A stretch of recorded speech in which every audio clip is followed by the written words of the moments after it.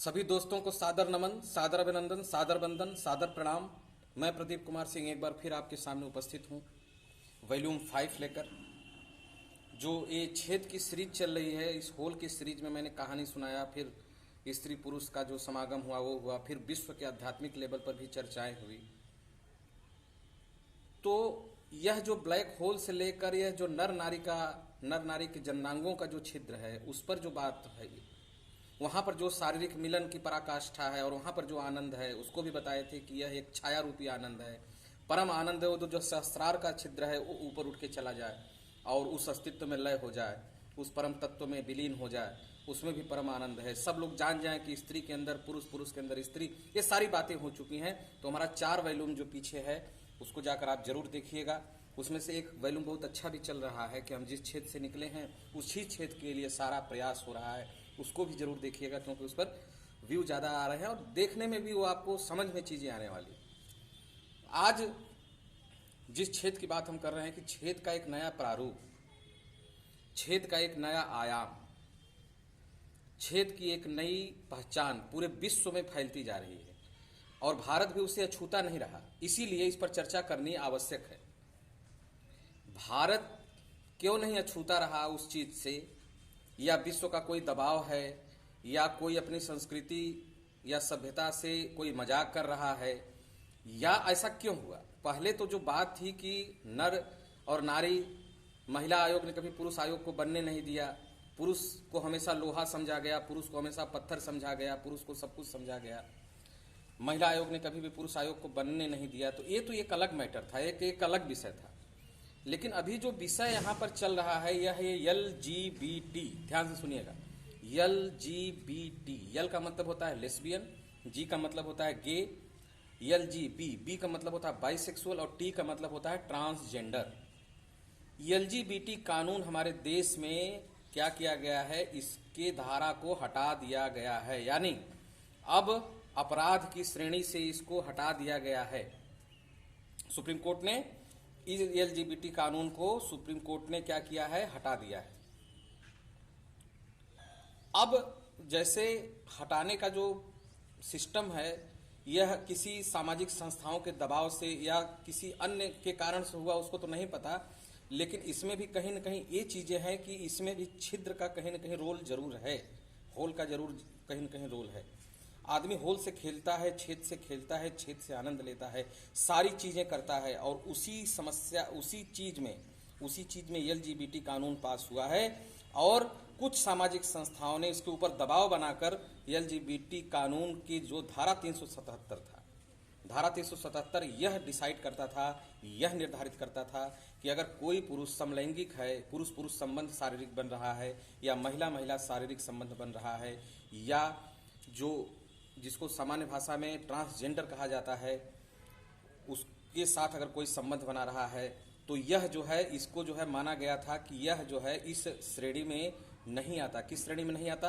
अपराध की श्रेणी में आता है। पहले यह था, धारा 377 यह निर्धारित करती थी कि कोई भी अगर लड़की लड़की आपस में शादी करेगी, संबंध बनाएगी, कोई भी लड़का लड़का आपस में शादी करेगा, संबंध बनाएगा, कोई भी ट्रांसजेंडर अगर आपस में संबंध बनाएगा, तो उनके साथ वो जो है वह जो है अपराध की श्रेणी माना जाएगा और अपराध में रखा भी गया था। धारा 377 के तहत, इंडियन पेनल कोड IPC के तहत इसको अपराध की श्रेणी में रखा गया था।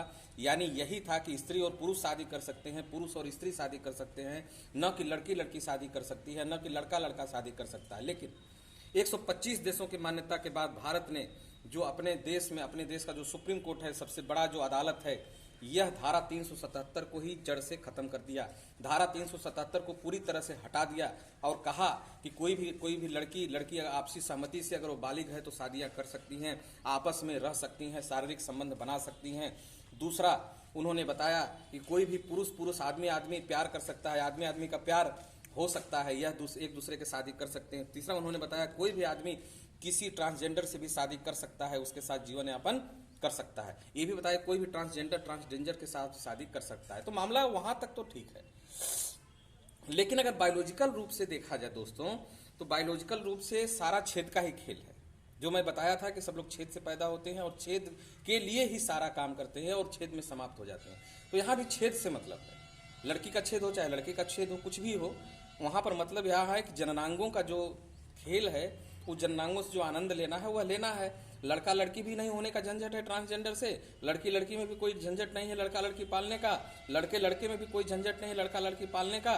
तो हमारी जो नई पीढ़ी है, नई जनरेशन है, जो नया विश्व पटल है, यह एक नए आयाम की ओर बढ़ रहा है कि कोई भी जिम्मेदारी नहीं लेना है, कोई भी संतानोत्पत्ति नहीं करना है, संतान को पालना पोषना नहीं है, संतान को पढ़ाना लिखाना नहीं है, संतान के किसी उत्तरदायित्व से मुक्त रहना है, और साथ ही साथ अपने ही जननांगों का, एक दूसरे के जननांगों का आनंद लेते हुए हम लोग अपना जीवन यापन करें। यह एक नया प्रारूप बना, यह एक नया मॉडल बना, और भारत भी इससे अछूता नहीं रहा।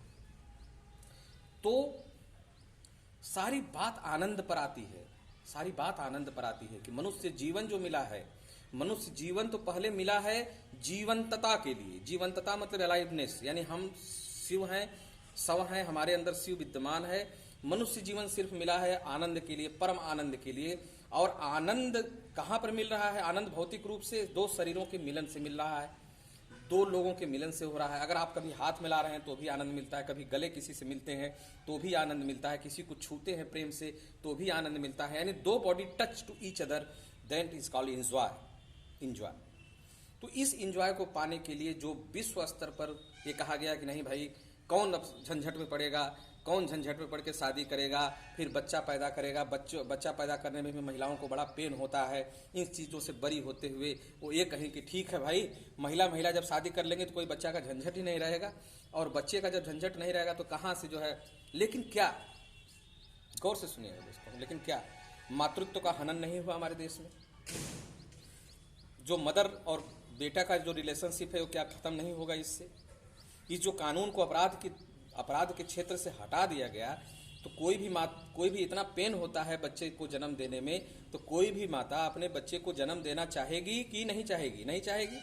जब वो लड़की शादी कर लेगी तो कहाँ से बच्चे को जन्म देना चाहेंगे? कोई सवाल ही नहीं है कि बच्चे को जन्म दें। तो जब बच्चे को जन्म नहीं देंगे तो बस इंजॉय करेंगे, लेकिन इंजॉय तो चाहिए।